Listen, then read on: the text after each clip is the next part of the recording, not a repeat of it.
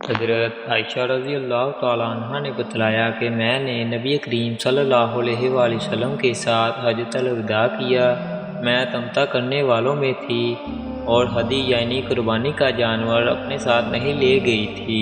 حضرت عائشہ رضی اللہ عنہ نے اپنے متعلق بتایا کہ پھر وہ حائضہ ہو گئی اور عرفہ کی رات آ گئی اور ابھی تک وہ پاک نہیں ہوئی تھی، اس لیے انہوں نے رسول اللہ صلی اللہ علیہ وآلہ وسلم سے کہا کہ حضور آج عرفہ کی رات ہے اور میں عمرہ کی نیت کر چکی تھی۔ رسول اللہ صلی اللہ علیہ وآلہ وسلم نے فرمایا کہ اپنے سر کو کھول ڈال اور کنگا کر اور عمرہ کو چھوڑ دے۔ میں نے ایسا ہی کیا، پھر میں نے حج پورا کر لیا۔